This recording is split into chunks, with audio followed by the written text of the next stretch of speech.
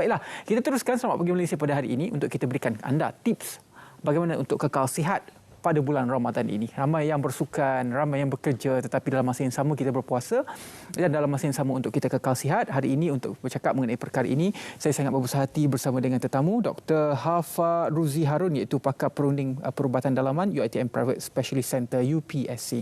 Selamat datang, Selamat Pagi Malaysia, Doktor. Selamat pagi. Alhamdulillah, Doktor. Kita berpuasa. Secara ringkasnya, macam mana untuk kita kekalkan kesihatan kita pada bulan puasa ini? Sebab ialah kita tak makan lebih kurang 13 ke 14 jam.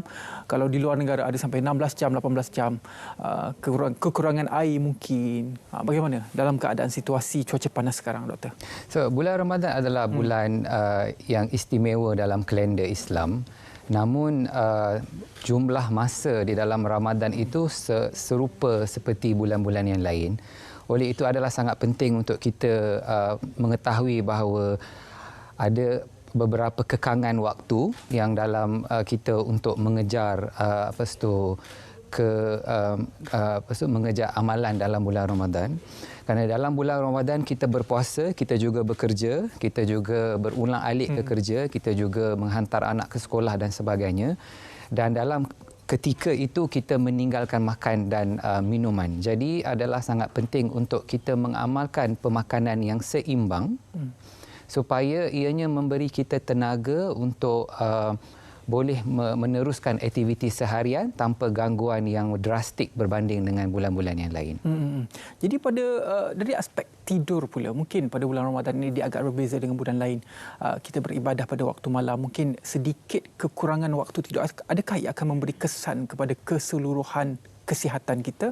Dan juga disarankan untuk kita nap pada pukul 12.30 hari ataupun pertengahan hari. Bagaimana di dalam situasi ini, Doktor? Di dalam Ramadan kebanyakan kita akan bangun lebih awal berbanding dengan hari bulan-bulan lain kerana kita perlu bangun untuk sahur. Ada juga setengah kita yang sanggup mengorbankan sahur untuk supaya tidur yang lebih mencukupi.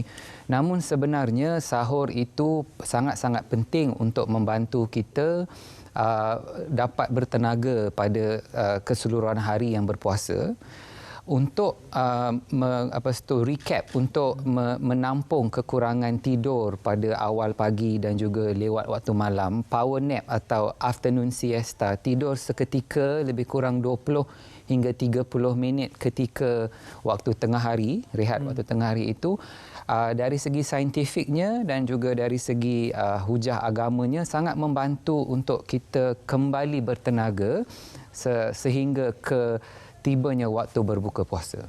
Okey, itu dari aspek tidur.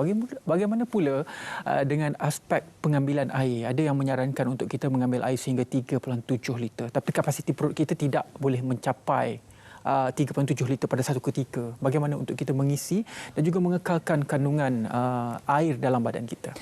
Kadar, ketika kita berpuasa, kita meninggalkan makan dan minum. So, akibatnya kita akan dehydration, kita akan kekurangan air dalam badan. Ia akan menyebabkan kita pening kepala, rasa letih, lesu. Oleh itu sangat penting pemakanan dan minuman diambil dengan jumlah yang mencukupi. Jumlah biasa yang diiklankan ialah 8 gelas satu hari. Oleh itu kita cubalah untuk mengambil 4 gelas pada waktu sahur dan another balance 4 gelas pada waktu berbuka. Namun agak sukar untuk kita mengambil 4 gelas itu secara berterusan.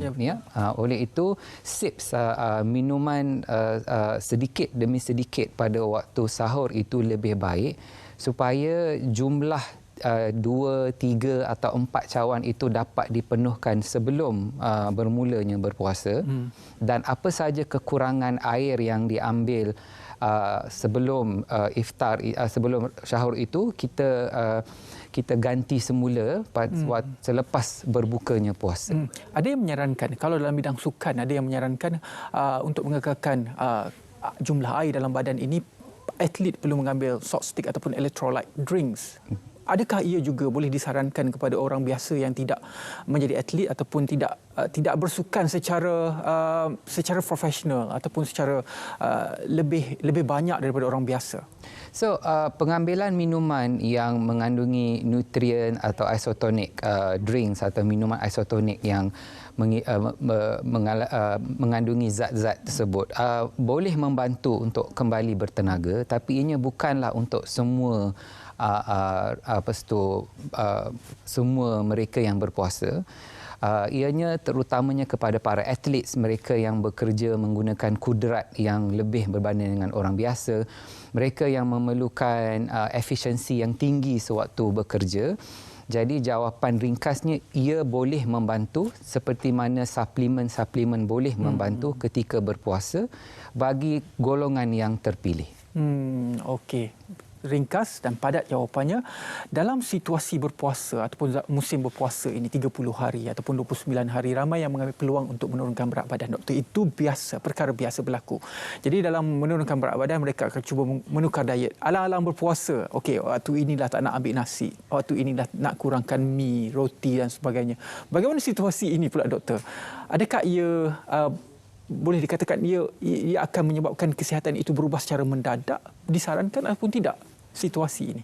So dari segi perubatan puasa itu dibahagikan kepada dua kategori. Puasa non-religious puasa yang bukan berkaitan dengan kerohanian, dan juga puasa yang berkaitan dengan kerohanian. Ramai antara kita biasa dengan konsep intermittent fasting, yang mana kita sengaja tidak mengambil makan atau mengambil makanan pada tempoh yang tertentu, yang selalunya diadvocate lah 16 jam berpuasa dan 8 jam tidak berpuasa. Puasa di Ramadan adalah puasa yang dengan konotasi dengan puasa kerohanian, ya. Namun konsepnya masih serupa, iaitu meninggalkan makan dan minum pada waktu yang tertentu dengan harapan supaya bila tiba waktu berbuka puasa, kita mengawal pemakanan atau apa yang dimakan untuk mengelakkan overindulgence atau pemakanan yang berlebihan supaya tidak menyebabkan berat badan bertambah. Sekiranya puasa di Ramadan dibuat dengan cara yang betul, dengan menambah pengambilan buah-buahan, sayur-sayuran, dari segi saintifik data adalah dianggarkan kebanyakan kita akan kurang berat badan sebanyak 5 hingga 7 kilogram dalam masa sebulan sekiranya puasa itu dibuat dengan pengambilan makanan yang betul. Jadi kena ikut jelah tips Kementerian Kesihatan. Suku-suku separuh, kalau kena ikut, insya-Allah kita akan sentiasa sihat.